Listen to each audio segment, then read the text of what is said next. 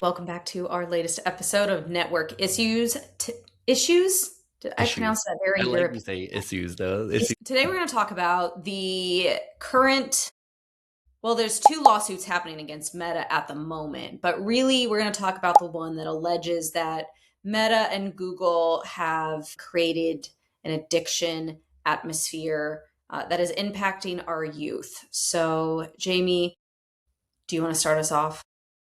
Yeah, I mean, this is a subject that's really, really close to my heart because it implies a lot in education, especially when you do internet studies.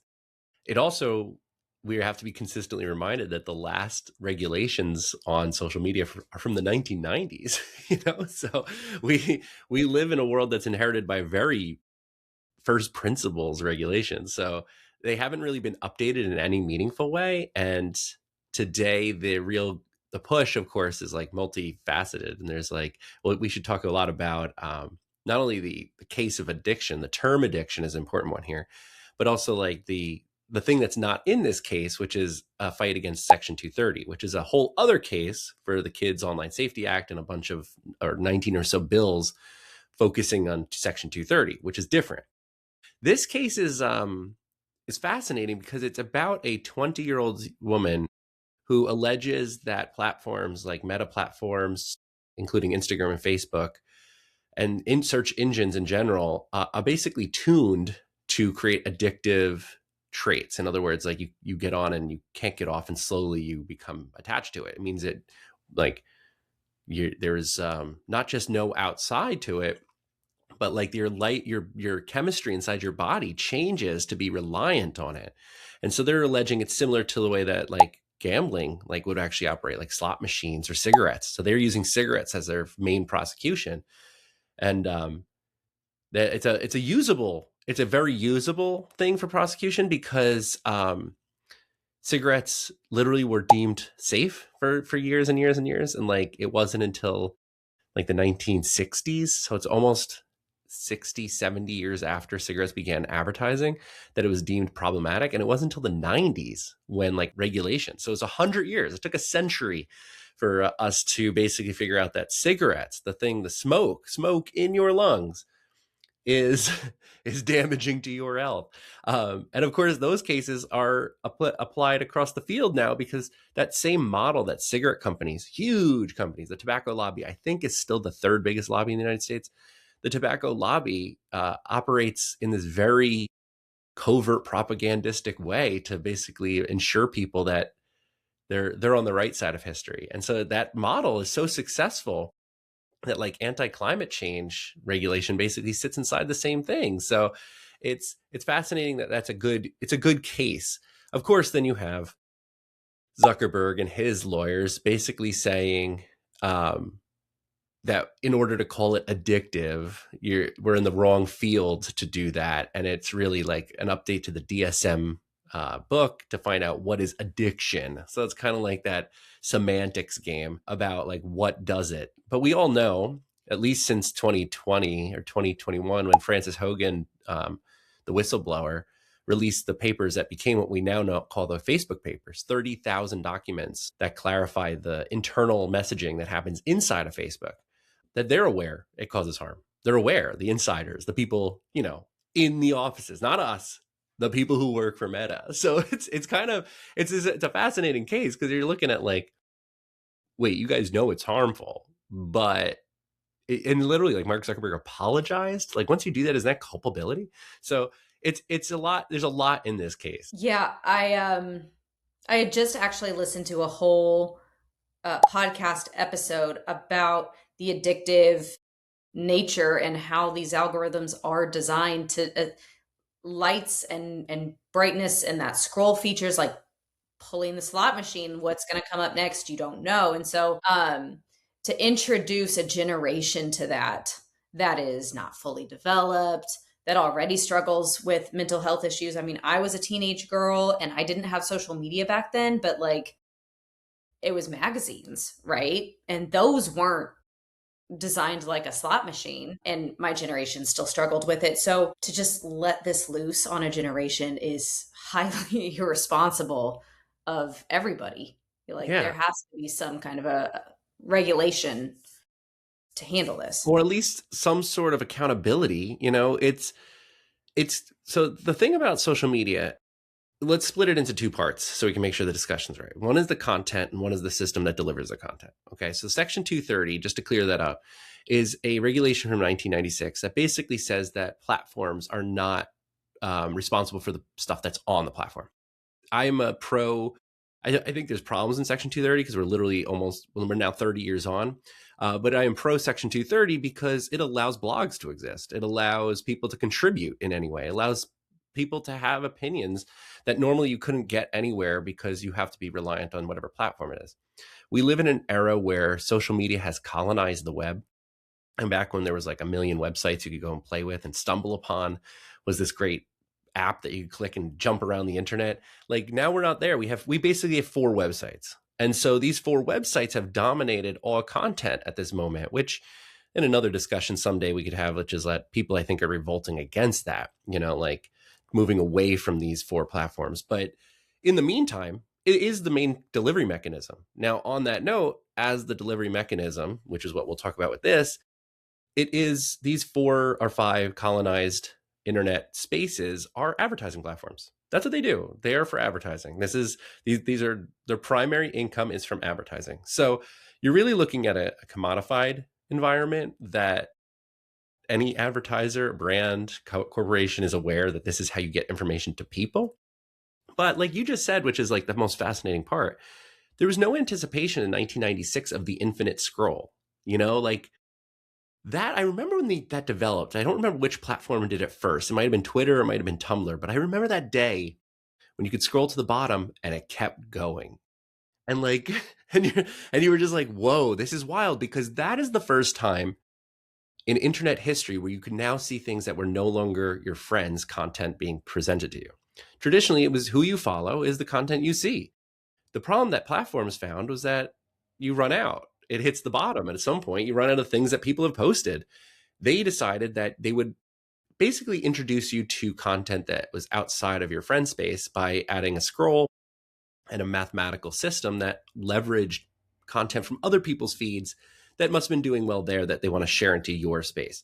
Zuckerberg at the time, of course, used his age-old Facebook messaging, which is, we're just trying to connect people, which obviously we know now, looking at the past, a high recommendation to read the book Careless People, because we know that just is like not true. But it's tough to ground this in a reality in which this isn't built to attach people to it. Like it's hard because with the infinite scroll and with algorithmic black boxes, like we don't know what's in them. We don't know what the math is. So I think it's hard to even compare it to gambling, because at least gambling on those wheels, it's a finite number of choices. I mean, sure, you could pull that wheel 100,000 times and maybe not get the same thing, but at least the box itself is static, So the algorithm inside of a slot machine is built for addictive purposes, So it's like we don't know what's in the slot machine. We'll never give that information. We still don't know what's in the algorithm on the internet.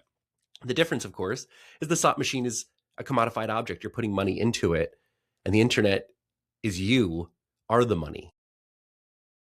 Ooh, ow. Ugh, gross. I was thinking about,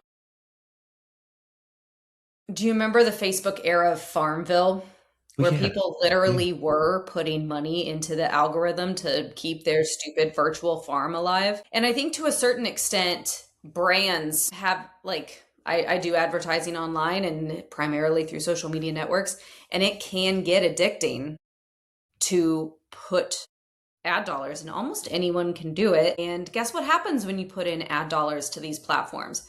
You get more followers. And that is essentially part of an aspect of this lawsuit, is that this young woman was inflating her numbers by creating all of these ghost accounts to go in and have a higher friend count, have higher likes, which is really sad, but also is very reminiscent to me of gambling behavior. If you have someone that's addicted to gambling, they will empty bank accounts. They will, make up stories to friends and family. And it's not just gambling, it's any addict that does that. But that behavior really threw me when I was reading through the lawsuit. Like, Oh no. But that I feel like that's almost very normalized for youths nowadays. Yeah, I mean, it is the reason why the debate about addiction keeps coming up because I mean, I could tell like I talked about this in the film Anything for Fame. Like this is my point. My point is that internet fame is unique. Internet fame is a real thing and it is unique. And it is so unique because it does use the chemicals of addiction, dopamine, as as a reward system inside your own head. But it's also like you can never achieve the same high ever again, just like a drug. So the first time you become internet famous or the first time you feel that algorithmic boost or like get attention, nothing, there's no analog for how that feels. Maybe, I mean, maybe if you hit a grand slam, but like the odds are really low.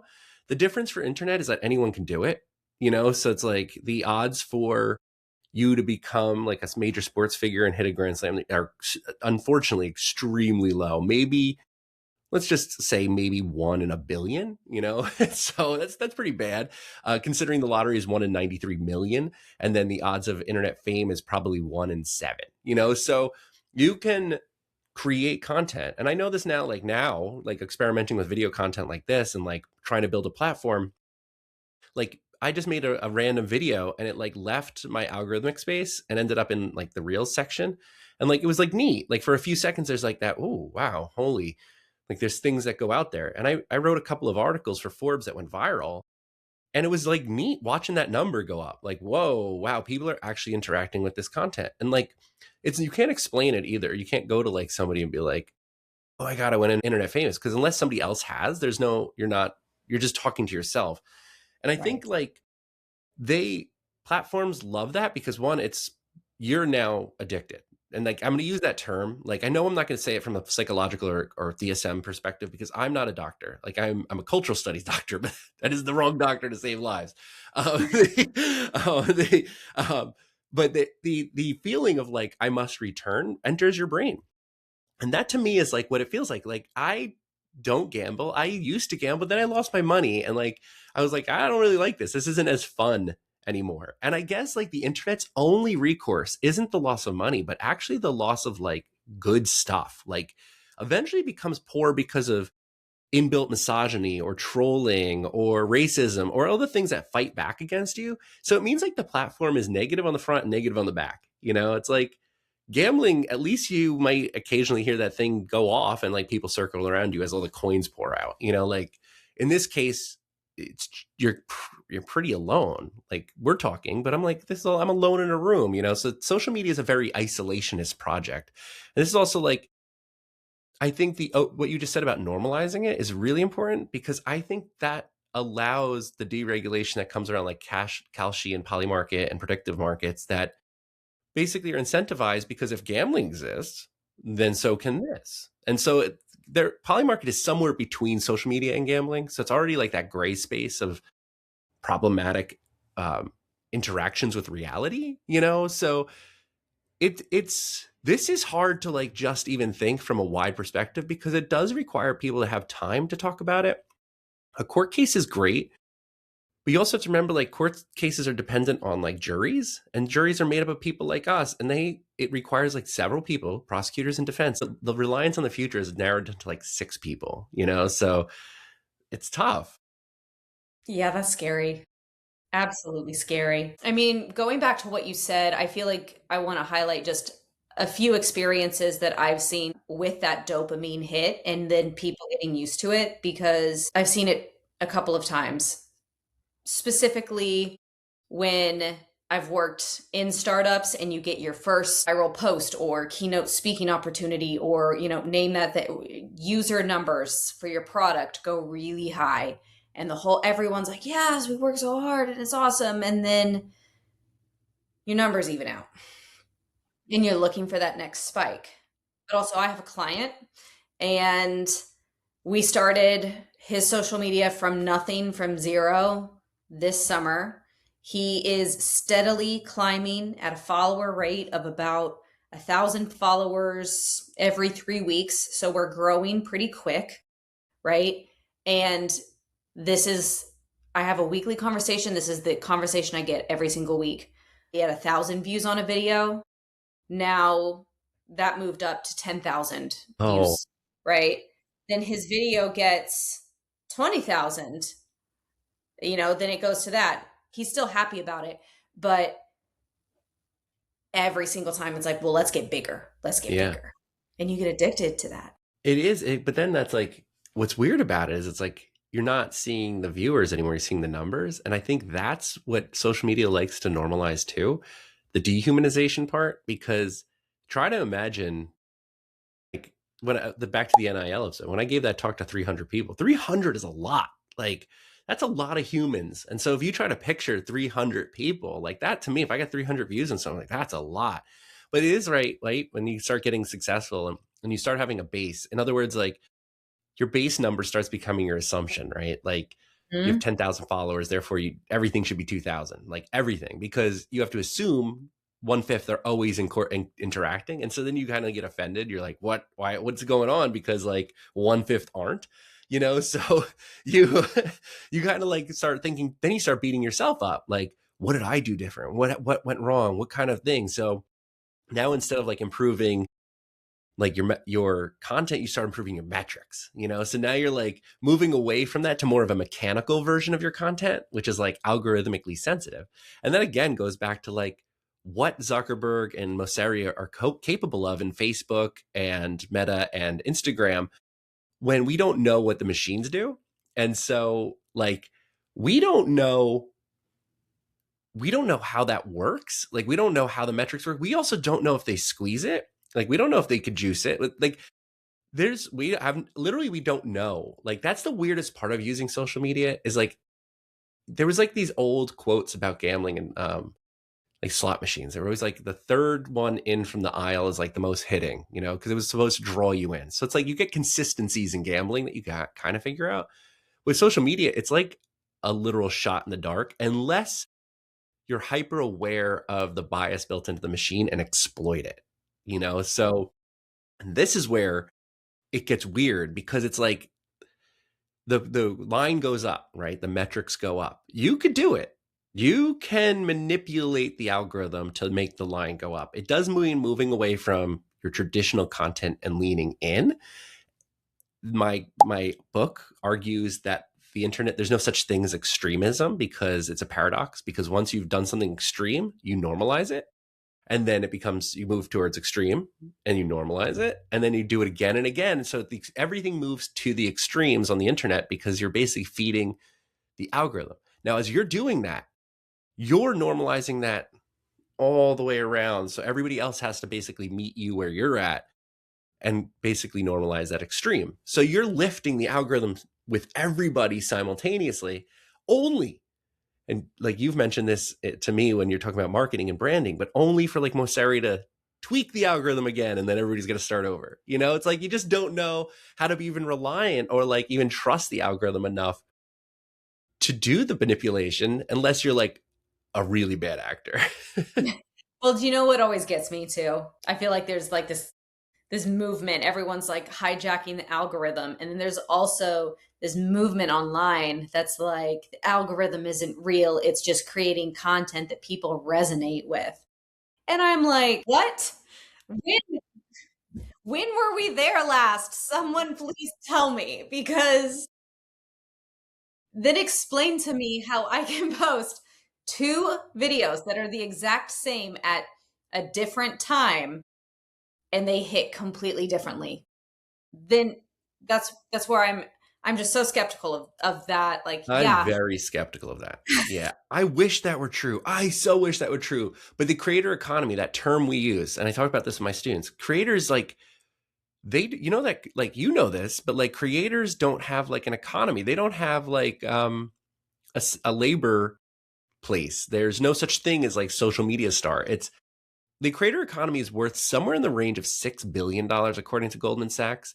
But there's no like union. There's no collective movement. There's no way to communicate it across to the other ones. It would be platform based. YouTube in the early 2010s instituted something called MCNs when the partner program started hitting off. And MCNs were multi-channel networks, which was basically a corporate union. They basically bought up a bunch of channels, and Maker Studios case, it was like 10,000 channels. Maker Studios later got sold to Disney. Um, and they basically profit shared. So smaller creators would get some slice of the big pie. But of course, it always leaned like Maker had PewDiePie in it. So he was making the big chunks and the little creators were making barely anything. So it's not an economic model that is about resonance of content. It is an economic model of how could we collectively exploit the algorithm? Like that's what it is.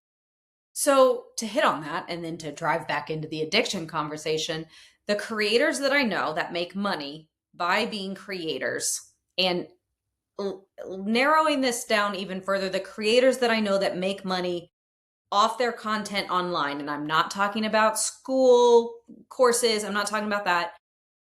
They post content on Facebook or YouTube and they make money from those platforms, right? Both of those types of creators get paid for views. So to get paid for a view and to have enough views to pay you out money, what has to happen? You have to play into the algorithm.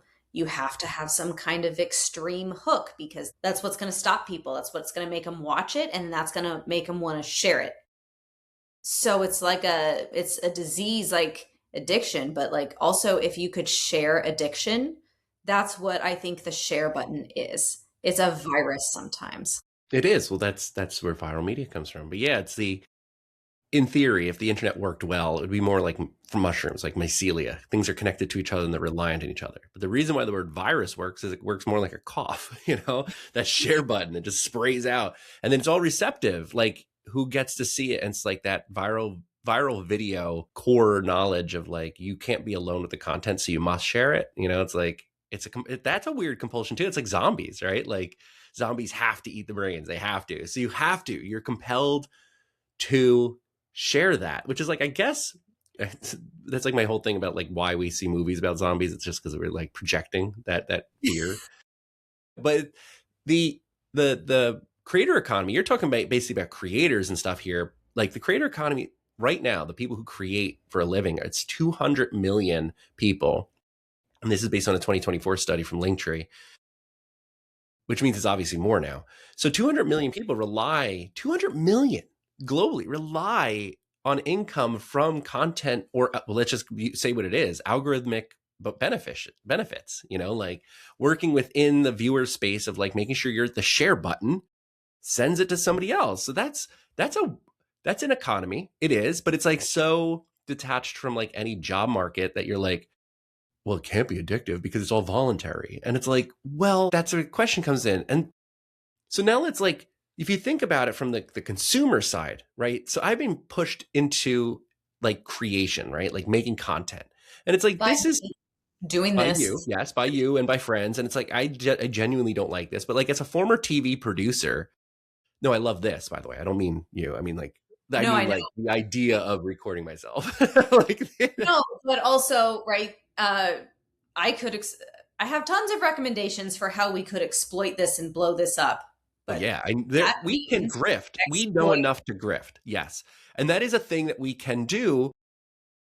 There's also like the idea of like, so one of the things that I keep reminding myself is like, yes. And again, back to the anything for fame film, which is that like anyone can do it, but that's not exactly true. Not anyone can do it. There's a lot of content out there that can't do it. It's not a bad thing either. I am pro cringe. Okay. There's a lot of content that is like meant not really for a lot of people to see, and it accidentally goes viral for the wrong reasons. But the skill set of actually doing it, why it is only 200 or 300 million people, is because it is a low number. That is if everyone could do it, you'd be looking at the billions. But the thing that makes this different, the thing that makes this space different, regardless of how you algorithmically challenge it, is because algorithms themselves are a technology to funnel content for profit. Okay. That is different. And the reason why I'm excited to see how this case ends up is because I always try to remind people that in the 19, let's go way back to the previous screen media, right? So 1948, 1 in 4 households had a television, like a box in their house. And the TV was like this big. It was like small. So it was a very collective unit. Like people would sit around it and like watch on this very small box, which is smaller than our laptop screens today. Like that's how small it was. So people would gather around that. A show called Texaco Star Theater comes out, a sponsored content show to basically, it's Milton Berle's show. It's a variety show. And everybody's like, oh, it's made to sell oil. It's made to sell gasoline. It's like, no, it was made to sell televisions. It helped other people get television. By 1958, all households had television. And so 1956 was a big moment. 1954 too, Edward R. Murrow, it's a big moment, but that's a topic for another discussion. Six. Ed Sullivan, the late night show, one of the like two, which is crazy to think about, invites Elvis Presley onto his show. And Elvis Presley goes on to a wild audience. And I show this to my students, and maybe you could cut this in if you want, but like he goes in and he sings and he dances and moves his hips. And his visit, on his third visit, Jack Gould, the New York Times TV critic, basically calls for regulations on television because it is showing children pornography. Like that is what he thought. Like, but now, wait, just the point of that is that TV can put commercials on, but no one knows who's seeing it. You can't tell. I have no idea who's on the other side of the screen when I make television. It could be anybody. It could be a baby sitting there. It could be an elderly person. You just don't know who's sitting on the other side. But Zuckerberg sure as shit knows who's sitting on the other side of the screen. He knows it. God, he knows. They Yeah. have so much details, and they have way more details than we think that they do, that they don't share with advertise, whatever that means, right? I know I used to have a lot more insight into the details of who I was running ads to and who saw my ads. And then there were some regulations, and now I don't have that much information that I used to, but I know Facebook does. They still have it. They still know. And they don't do anything to protect the privacy of their users, which is a part of the second lawsuit that we can talk about at a different time. But they also, what gets me about the entire thing is that they actively know that age verification does not work. They know there's a younger generation on their platforms. And their response to it was to create teen accounts that were safe for teens, but actually are not, even in the slightest. And so that is like, I don't know. The whole thing, I was like, you know exactly what you're doing, and you're trying to put a whole PR spin on this thing, and it is actually disgusting. Yeah, because there's not enough teeth. Like our regulators, our government doesn't have enough, because the people who run the platforms, the four sites that run the internet are oligarchs, and it's really hard to push back against them because they contain massive amounts of power. And you're right, like it is. We know it's not. This isn't really disputable. We know the platforms cause harm. They are aware. Like they're especially aware when it comes to teenagers, the most vulnerable class of this. Children in particular, like children under the age of 13 aren't supposed to use the internet, but like that is really a parental decision because it's really, you can't, like you said, age gating never works. It hasn't worked. It won't work. That's why I don't like COSO or any of these regulations. It's because children do not have identification. They don't carry ID cards. So in order to identify a child, you need to use biometrics. You have to scan their face. You have to have parents upload data to make sure it's even their child, so to speak, like who's the guardian.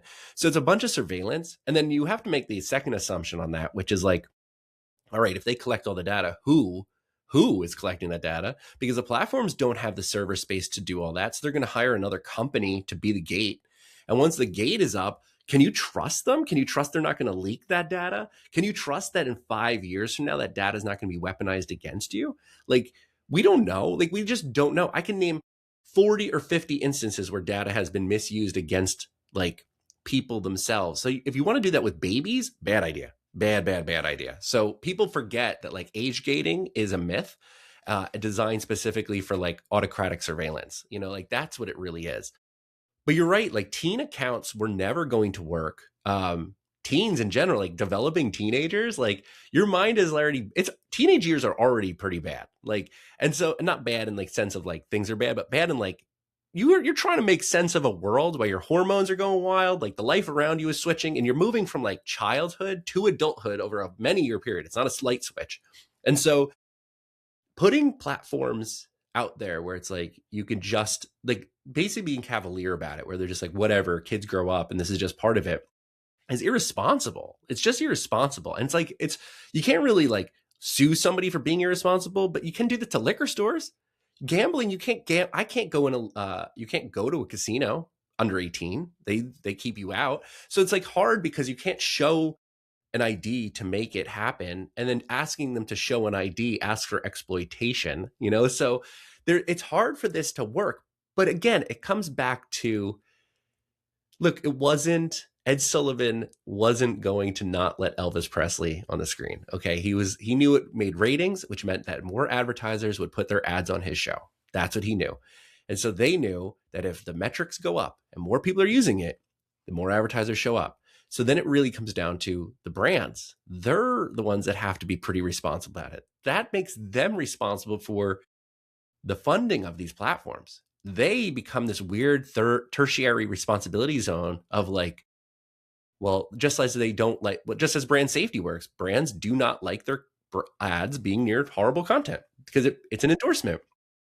It's similar to when Tom Brady, Steph Curry, Gisele Bündchen, a whole bunch of them got in trouble following the collapse of FTX. The FTX was this crypto mega app, and I forgot which Super Bowl, it was like 22, I think. It was the crypto Super Bowl, and these crypto ads are just going over and over again. Now, FTX a year later collapsed and lost, I think it was $66 billion. No, okay, it was $32 billion for Sam Bankman-Fried alone. So it was a lot of money. What a turd. Yes, yeah, I mean, literally a turd. I mean, that's a great, not enough bad words to define somebody. So turd works really well. But the original lawsuit against Tom Brady and Steph Curry was because they were likely aware of the faults of FTX before they endorsed it, which made them culpable for responsibility. Later, a judge dismissed it in 2025 away from the celebrities. FTX is still beholden to debt to tens of thousands of people who lost millions upon billions, resulting in suicides, resulting in loss of housing. People invested this because people like Tom Brady said, yeah, this is a good investment. And so brands, when they put their ads on a platform, knowing full well that the black box of the algorithm is like also promoting potentially like body harm or like looks maxing or any of the things that are like aimed towards vulnerable young people. There's one that's like, the content moderators should tighten that down a bit so like that type of material doesn't even get seen. And B, brands should just be like, hey, we won't come back until it isn't there. They have that say. And so it's tough. Like, this is tough. But again, if the algorithms were more transparent, you can't ask for full because it is competition. Capitalism requires some sort of property, but there's just like this loss of ability to discuss it because the people like Mosseri and people like Zuckerberg are just like, sure, it's normal to spend 16 hours on a screen. That was normal. Such an incredibly insane statement. Like, what can you do that's 16 hours that your family wouldn't call somebody? Like knitting? Like, what if you knit? Like, just say you knit and like 16 hours goes by of you knitting. Wouldn't somebody like eventually, like, it's also like he doesn't realize like that's daily, Yeah. A consistent daily chronic knitting use. Yeah. Someone would show up at your house and be like, hey man, are you okay? Let's go see a therapist.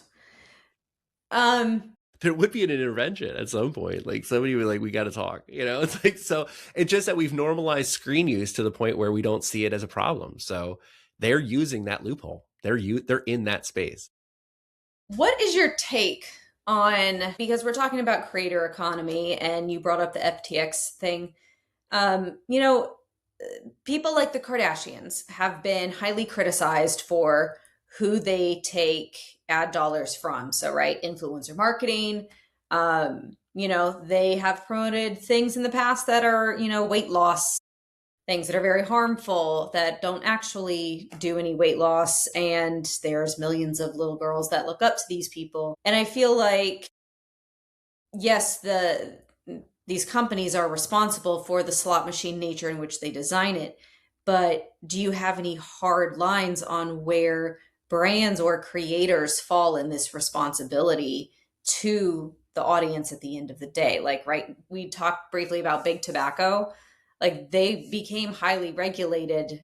It took 60, 70 years for it to fully go, away. But I think that's where I get all caught up in it, because I also am a creator. I also manage a few accounts, and I have days where I'm like, I'm shutting it all down. Like, we're going zero. That's a personal ethics question. That's really hard. That's a phenomenal question. It really comes down to, and not to plug that film again, but like Ava Louise is one of the characters in Anything for Fame, and she explains very explicitly that her cynicism against the mainstream media, that they could say a story and it goes out there, it gives her the permission to mess around with the media. Like, to if everybody messes around, like, what's the borderlands for her? Like, if profit and attention appears because she's just using tactics that the systems use, like, is she culpable for that? Like, is she the one that has to be the responsible one? In the film, she does talk about her friend who died by suicide, and she feels genuinely terrible. Like, you could see it's a sad moment in the film, and it's like, because of the harms that happen from these spaces, it is at this point, you can't put this back in the bag. There's half the Earth's population uses a social media, one way or another. So there are more people on Facebook today than have access to clean water. So it is like, and there are countries on this planet that use Meta products to operate their sovereignty. So this is hard, because a small I'm going to use the term small here, but a small lawsuit from California it's going to shape the way that we talk about this in the future. And it really does have implications to creators in particular, because it's like, in a world where the incentives are low, the jobs are low, but creator opportunities are high, what are you supposed to say? Don't do it? Like, it's all, and then it's like, again, it comes down to like just platforming. Like, just my desire to publish a book ends up being like, well, you need to have a presence. You need to make sure that there's an audience. So it's like, there's incentives for authors. Like, Jason Pargin is one of my favorite authors of all time. He wrote John Dies in the End. He did the Zoe series. He is one of my favorite creators. He's just like he just has a very casual TikTok presence and like a very good creator presence. But he's very transparent. He explains how much work he has to do as a creator to make sure that his books sell. Like, so it is like, all industries are reliant on the creator economy, I think, at this point. So we should just, again, this, I have to say, is like, people like Zuckerberg, instead of buying or selling, I don't even know what he's doing, that $170 million Miami mansion, like, there's things he should be focused on that are responsible for the public. I don't mean like democracy even. Like, I mean just the public. I mean just the people that he should be somewhat concerned about, because one thing that I know is bad for business is losing the customers. All right. And if they are hurting themselves, you lose them. So they walk this fine line that they're really playing with it here. Where same thing as cigarettes. And the one cynicism I have here, that to note your point, is that in the end, when cigarettes got in trouble, they fixed it by creating anti-cigarette ads. So like the Truth cigarette ads, that's Philip Morris. So again, it's like, you never know, like, if this ends up getting solved, does Facebook just make the anti-Facebook? Like, so I don't know. I don't have much faith in them. Right. And then, I mean, to bring it full circle back to one of our previous episodes, you mentioned sovereignties use it. What role does our government play? And normally I wouldn't ask that question, except for the fact that our White House currently hijacks the algorithm to send its message. There's so many harmful things that are happening from so many different angles. And it just, at the end of the day, you can always point back to the platform. Yeah. So the big takeaway though I want to leave is that, like, in this case, I'm actually more curious of the outcome of this, because this is really about the algorithm and not the content. Because I really do, we do need reforms on privacy. We need reforms on technologies, but like, there is this push now that is more, it almost feels propagandistic, to end 230. And that is going to hurt a lot more people than it helps. Like, that will end the opportunity for any small creator to have a say. Like it just, you'll have to be, everyone becomes atomized and independent instantaneously. And then of course, like any vulnerable community that uses the internet's platforms to amplify marginalized groups just simply disappears overnight. And so that is something that I think, yes, needs reform, but does not, at this moment, there's bigger things to worry about. And so this is not one of the bigger things to worry about. But again, I think it does come down to, if we don't sooner than later find a way to hold the executives or the CEOs of these things somewhat accountable, like even from Grok, like doing CSAM and Nudify apps, like all of that is harm at the top level. And then we're not even like, what we're talking about is like harm at the lowest level, like doom scrolling, rotting, the constant feed that basically tunes the brain down just as though you're pulling the slot machine over and over for hours. It feels like taking like sometimes it feels like taking a Xanax, that it just like is a gentle, like it's Oh for yeah. you to wind down. It like gives you a gentleness, like, Mm-hmm. ah, And just the uh, way that you've tuned your algorithm to do that, they tuned it for you, because you remember the days when you would watch the algorithm too long and the horrors would appear. So now it's like, just they know what to do. There's no more of the horrors. Now it just keeps you on the screen for 16 hours.